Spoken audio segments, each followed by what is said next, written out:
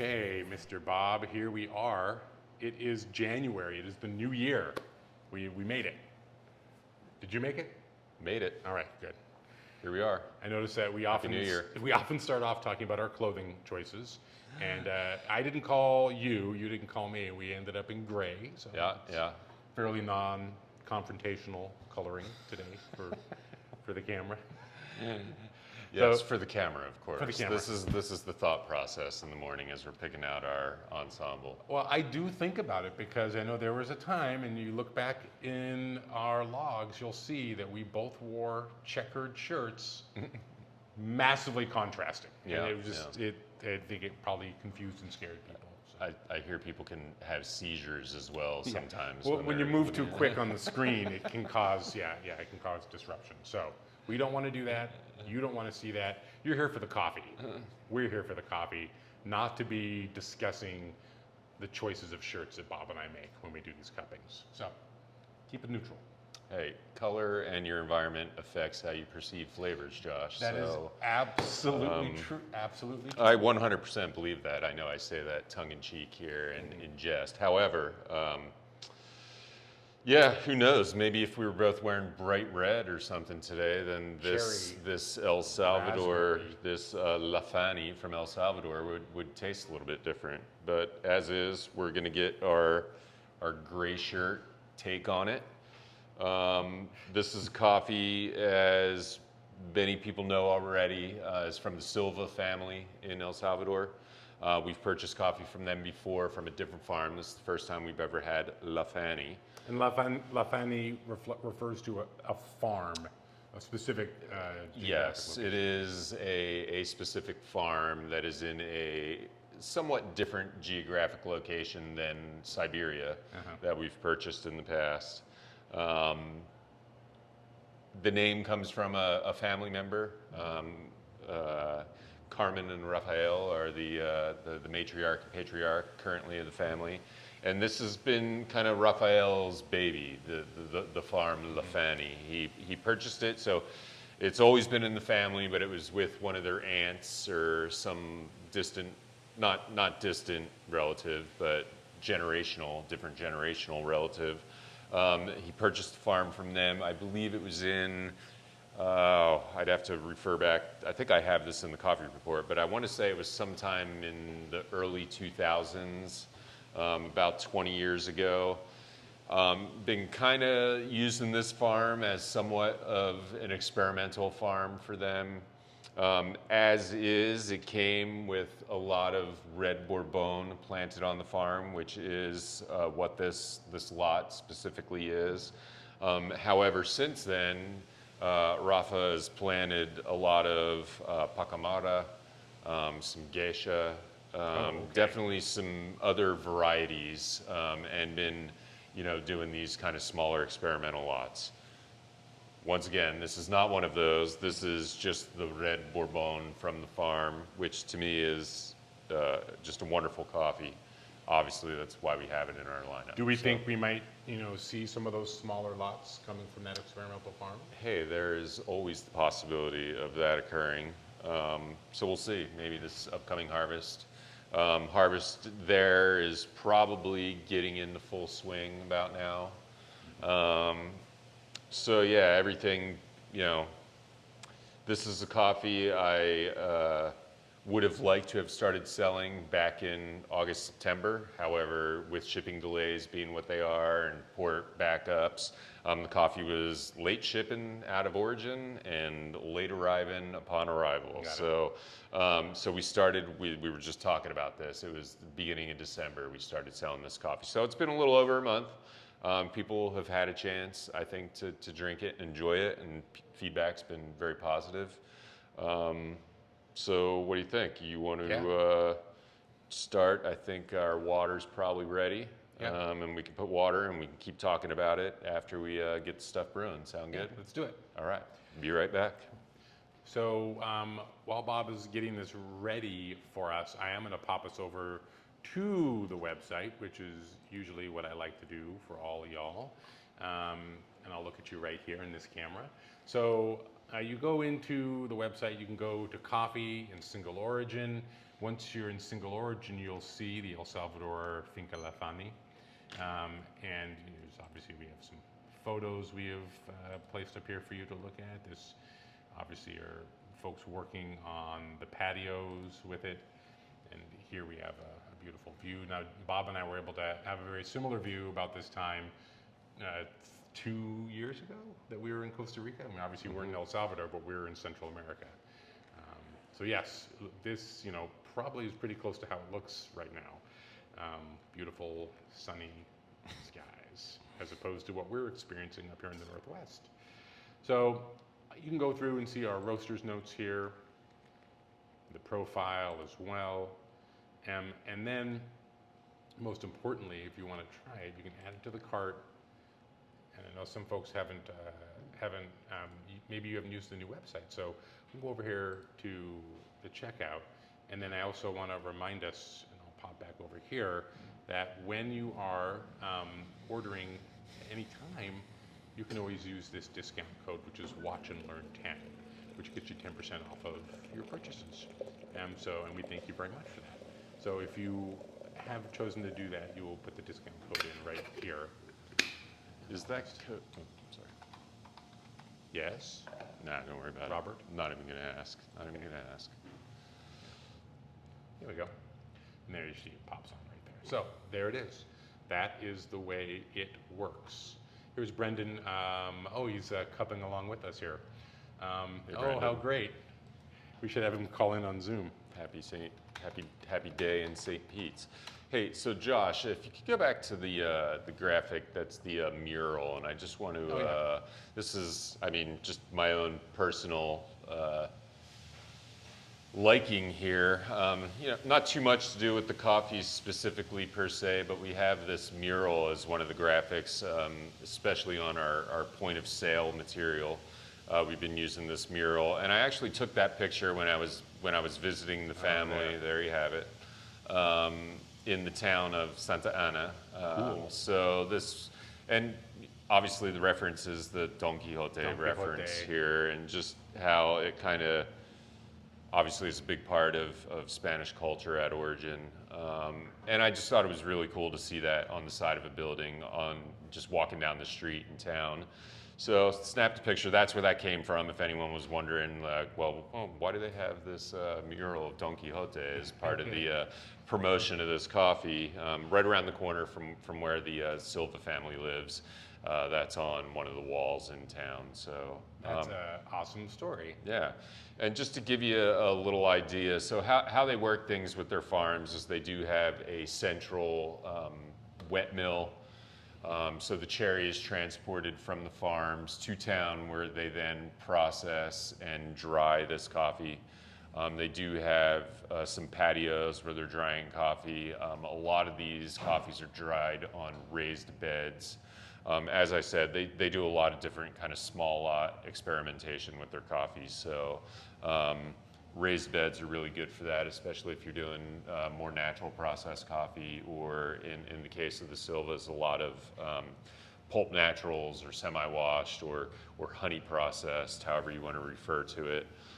So that's kind of how they push these things through their system. You know, whether it's from Siberia or La Fany, it's going to be processed in the same mill that's, you know, real close to their house in town. Anyway, just a little background on that. This coffee is a fully washed coffee. We're at 4 minutes right now, by the way, so we can go ahead and start breaking. However, because of the nature of processing at their mill and their water use, or more appropriately, I should say, their limited water use, not wanting to use a lot of water. I really, although we say fully washed, it doesn't undergo what I would consider traditional fermentation. However, the coffee is pulped. The mucilage is sloughed off of it. It does undergo a period of fermentation, but it doesn't have that final washing phase like you would see in a lot of larger mills.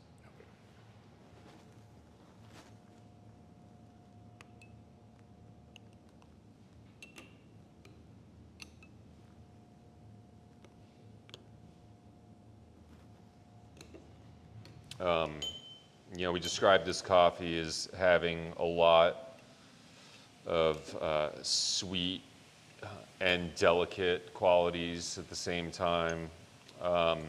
Apple pie is something that kind of always comes to mind. And we say that meaning it has some of those kind of apple-like tartness, so what we'll say is a malic style acidity. But it's a baked apple, which is different. That's right. Yeah. And then layered with that, we have that sweetness of like a shortbread, or like a nice sweet pie crust, buttery pie crust.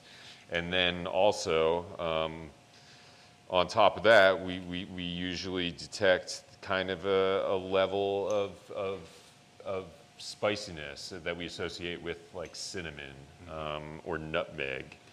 And these are, it's kind of strange that, you know, people think we make this stuff up sometimes. Not going to mention any names. But hey, no, we really do. We really do detect a lot of these things in the coffee. And especially in this coffee. It is one of those things where, especially on the break like we just did, I mean, you just get that real cinnamon and apple and just sweet as if you have a pie in the oven. Tasting notes call out sugar cane, but garlic, you know, for me, it's brown sugar is what just, and maybe that's, you know, my association. You know, you talked about how light, color, different associations can affect how we experience flavor. And so even just, you know, as soon as we mention something, right? Like when you said, I had those aromas were kind of going up into my memory. I was having my little Madeline experience, my little Proust experience, right? And I couldn't find a place for them. And as soon as you said pie, it just all clicked together. So. Yeah, so specifically tasting notes on the bag: caramel, green apple, cinnamon. Yeah, those are all true. And you mentioned the brown sugar, right? And yeah, there is just that element of caramelization and a little roasty, a little sweet. The roast on this coffee is medium light. It's, as with most of our origin coffees, we kind of, our ideas, we take them to where we feel like they shine, where they perform best, and where they display a lot of these characteristics that we enjoy with these coffees. So not too light, not sour, don't want to have that kind of sour, astringent taste to it. Definitely not dark. We don't want to mask any of these delicate, you know, whether it's cinnamon, apple. We don't want to mask any of those flavors I would think that as well. apple or malic quality could be easily lost if you had developed too much. Right? For sure. Yeah, and it's really just kind of trying to find that sweet spot. And hey, everyone has a different interpretation of where that is. People perceive different things at different roast levels or different brew methods. Interestingly enough, I mean, not to change the subject, but we have the Java Estate. It's a coffee that we will be selling as an origin coffee in the not so distant future. So this is kind of a little plant the seed for people to look forward to that. But we were doing some cuppings, and then I was brewing some stuff with the V60, doing some pour overs, and the coffees were just completely different from each other. And I was just like, wow. I mean, I've experienced this where coffee tastes different at different brew methods, but never to the point where it's like I really just am not enjoying this one versus another one. And it was kind of a chameleon in that sense. And anyway, just something to keep in mind with any of our viewers, or how you're brewing coffee at home can really have an impact on the flavors that you're perceiving. So Yeah, try absolutely. it some different ways. And make sure, if you're here on the Facebook page, you can pop over to the website to, our blog locations. We talk a lot about different brewing methods. We have also on our YouTube channel, you'll see that we created out of our Florida lab some really great tutorials if you need some really easy to digest and really easy to follow brewing tutorials. And then you can take any of our coffees and by all means try them in different methods and then let us know what you think. We'd love to hear that feedback, and we'd like to hear what your experience is with these coffees when you brew it at home. So, and Brendan asks, as we get ready to slurp this here, what is your favorite way to brew La Fany? Most of my experience, I've been brewing. The way I brew coffee at home is with the V60. So pour over, little small batches at a time. I always get yelled at by my wife that I didn't make enough coffee, but I can always make more, right? So that's been a majority of what I've experienced. However, we've been doing larger batches here on the I don't know what kind of brewer they're using out in the roastery these days. I do feel like that It's a Petco. that the coffee doesn't shine as much for me in the cupping method, and I think there's a little bit more extraction that happens, and I think some of those delicate floral, that apple or pear-like acidity can get a little overwhelmed by the extraction. So yeah, just a pour over, keep it light, keep it clean, keep it simple. That's my motto, right? Yeah, Let's not complicate this any more than we have to. Yeah. So I just got taken some home actually and put it through. I just purchased a Connoisseur, which is the Bonavita brewer that we actually sell. And great brewer, great home brewer. Experience and what I've so far experienced here today. So I look forward to cupping this, and then I will go home and I will actually do a pour over for it, probably later today. Yeah, so. Great. Okay. Yeah, and I know, we were talking a little bit about how when we were doing this remotely back in the day, we were inviting some people to join us. So that in mind, if Carmen and Rafa are out there watching, or if they do end up seeing this video, hello, buenas tardes. We're really enjoying the coffee. So, and now's around the time where we start talking about the upcoming year as well. So you mentioned some of these other smaller lots. So I'll be in touch, and we'll start asking some questions and see how things are going. Everything I've been hearing out of Central America so far this year is that the crop is really good. Volumes are up, the maturation, and this is always dependent on microclimates and where you're at, but the maturation of the cherries has been real uniform. Coffees are coming in nice and plump and sweet and uniform in color. So I think we can anticipate a lot of really nice deliveries out of Central America this year. Excellent. So. I would love, when we come to getting those crops in next year, or in 3 months, 6 months. Yeah, your guess is as Yeah, good as mine. to have some of our partners join us, and we can talk a little Yeah, bit and about their that's experience. kind of where I was right? leading with that. Hopefully, here at some point over the next couple months, we can invite guests to join us. It'd be great to have them here to talk about the farms and talk about the coffees, talk about family. So it's all good. All right.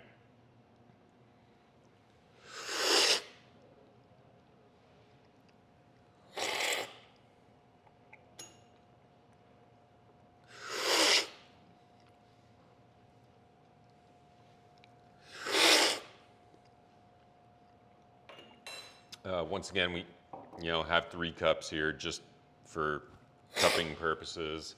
They should all be the same. This is just the protocol and how we do things here in the lab. First impression for me is that caramel sweetness. I get a little bit of a sparkle on the kind of sides of my palate. The lingering aftertaste there is more of that sort of apple and juiciness yeah, it's as I would expect, right? I mean, this is, like I said, coffee that we've had in production now for going close to a month. We're enjoying it. When you're tasting coffee, I just want to let folks know the flavors and experience. Never be afraid of those. Just it really is a personal experience. When we talk about the apple here, what it's connecting to with me is actually apple peel. It's like when you do the apple for your apple pie, there is that lingering quality to it. Kind of what you experience in the side of your mouth when you've bitten into an apple. Yeah, I often find that these Latin American coffees, I'll add this now into the group, Central American, I should say, more specifically, Central American, and then obviously always with my Guatemalas too, like just a great morning coffee for me. This is a coffee I want to have in the morning, and then honestly, I could probably have it in the afternoon too. Yeah, I think I do reference at some point as well in the descriptors an all-day drinking coffee, right? It is a coffee that you could pretty much pair up with anything, and I think you're going to have a pleasurable experience. Should I bake an apple pie?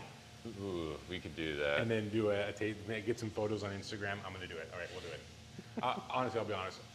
I'll probably ask Becca to bake. Yeah, well, I'm not the baker. I'm the cook in the family. Don't get me wrong. I cook all the I time. know somebody that might be able to make a pie. I'm Okay. not going to mention any names. All right, good. Well, that's a great coffee. So, final notes. What's coming down the pike here? Yeah, so obviously I did a little bit of a teaser there with the Java, the John Pitt estate specifically. It's something that we used to carry on a regular basis that kind of went away for a long time. I'm always tasting samples, and I have this kind of idea in my mind about the way that coffee should taste, and I finally found one that kind of took me down that memory lane, so to speak. So we're going to be bringing one of those back. It'll be a pretty limited run, as a lot of our origin coffees that come along. The other coffee we have queued up that's, in fact, I think it's beginning of February. The launch form is out, and it's in the hopper at this point, so to speak, is the Yirgacheffe Chelbessa. So it's a washed Ethiopian Yirgacheffe. We got that one in-house. We've done some toying around with it on the sample roaster and on the little micro machine in Atlanta as well. Lovely coffee, awesome coffee. So looking forward to sharing that with people as well. Excellent. Well, I am loving this, the kind of explosion of coffees from the Asia Pacific region that we're experiencing. We have that True Mocha Java. We'll have the Java Estate now, so I'm pretty happy because it's really coffees that I don't get to try very often. So I'm looking forward to that. I'm looking forward to sharing them with you here. We'll let you know as soon as we're ready to have the next cupping up live. And maybe on that cupping, I'm going to see if we can do a brewing tutorial at the same time. Brendan over in Florida kind of inspired me. We can maybe do our cupping and then maybe also do a little brew at the same time, right? So we can both cup the coffee and then try it and see how it's different in the two methods. Now you'll notice that Brendan has added links to those brewing methods in the chat here. You can jump into those and try those out. And of course, hop onto the website. There's a link here as well that you can use, so you can go right to the El Salvador La Fany, and then remember to use that Watch and Learn 10 discount for your coffee and whatever else you get. If you watch a video and there's tools you don't have, and we have them, you can get those, and that 10% also applies to everything in your order. So please, go get some coffee, tell us what you think, and we'll see you next time here in the Cupping Lab with Bob. Thanks, everybody.